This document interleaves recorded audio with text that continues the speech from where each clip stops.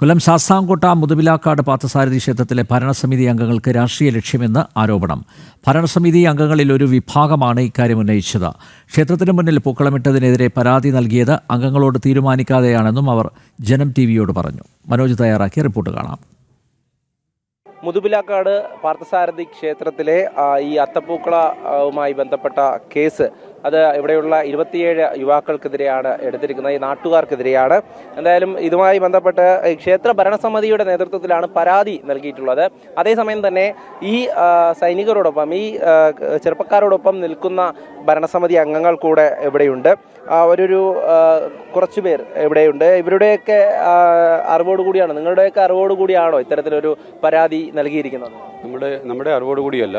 ഇങ്ങനെ ഒരു പ്രശ്നമുണ്ടായത് ക്ഷേത്രത്തിലെ ഈ പൂക്കളുമായി ബന്ധപ്പെട്ട് എന്തെങ്കിലും പ്രശ്നങ്ങൾ ഉണ്ടായാൽ അത് ക്ഷേത്രസഭ ഒരു കമ്മിറ്റി വിളിച്ചു കൂട്ടി, അതല്ലെങ്കിൽ ഒരു എക്സിക്യൂട്ടീവ് കമ്മിറ്റിയെങ്കിലും വിളിച്ച് അതിനൊരു തീരുമാനമെടുക്കാതെ സ്വമേധയാ പാർട്ടി തീരുമാനങ്ങളോ മറ്റും ഉദ്ദേശിച്ചുകൊണ്ട് സ്വമേധയാ അവർ കൂടി ആലോചിച്ച് പോലീസ് സ്റ്റേഷനിൽ കൊണ്ടുകൊടുത്ത പരാതിയുടെ അടിസ്ഥാനത്തിലാണ് പോലീസ് വന്ന് വ്യാപകമായ ഈ ഒരു പ്രശ്നങ്ങളിലൊക്കെ ഇടപെടാൻ കാരണമായത്.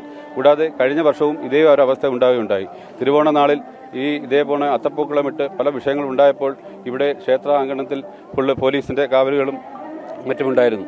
അന്ന് അതിനുശേഷം നടന്ന കമ്മിറ്റിയിൽ നമ്മൾ ശക്തമായി ആവശ്യപ്പെടുകയും തിരുവോണ നാളാണ്, നല്ല ഭക്തജനങ്ങളും ഒരുപോലെ ഒത്തൊരുമിച്ച് നാടിന് ഐശ്വര്യമായ ഭഗവാനെ കാണാൻ വരുന്ന ഈ അവസരത്തിൽ പോലീസിൻ്റെ ഈ കാവൽ നല്ലതല്ല, അത് ഒരു ക്ഷേത്രത്തിനും പറ്റിയ ഒരു അന്തരീക്ഷമല്ല എന്ന് പറയുകയും എന്നാൽ അവർ ഇതൊന്നും വകവയ്ക്കാതെ അവരുടേതായ ഒരു ധാർഷ്ട്യത്തോടു കൂടിയാണ് ഈ കേസിന് മുൻപോട്ട് പോയിരിക്കുന്നത്. ക്ഷേത്രത്തിനുള്ളിൽ എങ്ങനെ ഒരു രാഷ്ട്രീയ അജണ്ട നടപ്പിലാക്കാൻ വേണ്ടി ഒരു കോൺഗ്രസിന്റെയും കമ്മ്യൂണിസ്റ്റിന്റെയും ശ്രമമുണ്ടോ?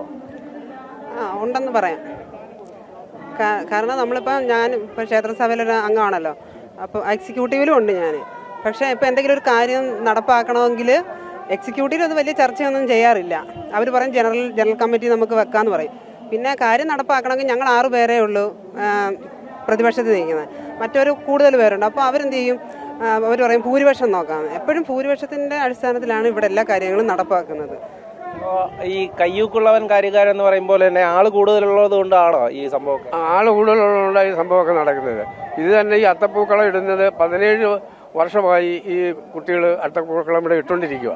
അപ്പോൾ ഈ പൂർണ്ണ ഭരണസമിതി വന്നതിന് ശേഷമാണ് കഴിഞ്ഞ വർഷം മുതൽ ഈ ഭരണസമിതി അത്തപ്പൂക്കൾ ഇടാൻ തുടങ്ങിയത്. അപ്പം ഇടാൻ തുടങ്ങിയപ്പം തന്നെ ഞാൻ പറഞ്ഞ് പരമ്പരാഗതമായിട്ട് അവർ ഇട്ടുകൊണ്ട് വരുന്നതാണ്. അത് നിങ്ങൾ കയറി പിന്നെ കൈ കടത്തി പിന്നെ ഒരു സംഘർഷം ഇവിടെ ഉണ്ടാക്കേണ്ട ആവശ്യമില്ല, അതുകൊണ്ട് അവരത് ഇട്ടോട്ടെന്ന് പറഞ്ഞതാണ്. എന്നിട്ട് അവരത് അംഗീകരിച്ചില്ല.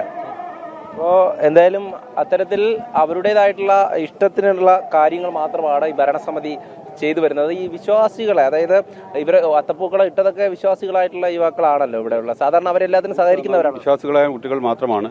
അതുപോലെ തന്നെ പൊന്നുദേവരുടെ കാര്യത്തിൽ എല്ലാ കാര്യങ്ങളും സജീവമായി പങ്കാളിത്തത്തിൽ അവർ സഹകരിച്ചുകൊണ്ടിരിക്കുന്ന ഈ കുട്ടികളെ, അത് മാത്രമല്ല വിദ്യാഭ്യാസത്തിലും എല്ലാം മുന്നിൽ നിൽക്കുന്ന കുട്ടികളാണ്. ഇവരുടെ എല്ലാം പേരിൽ കേസുകൾ ചുമത്തുകയും അവർ ഈ ക്ഷേത്രമായി സഹകരിക്കാതിരിക്കുക എന്ന ഒറ്റ ലക്ഷ്യത്തോടു കൂടി മാത്രമാണ് ഇവർ മുന്നോട്ട് പോയിക്കൊണ്ടിരിക്കുന്നത്.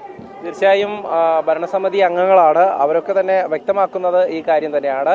ചിലരുടെ താല്പര്യത്തിനനുസരിച്ചാണ് ഇവിടെ കാര്യങ്ങൾ നടക്കുന്നത്.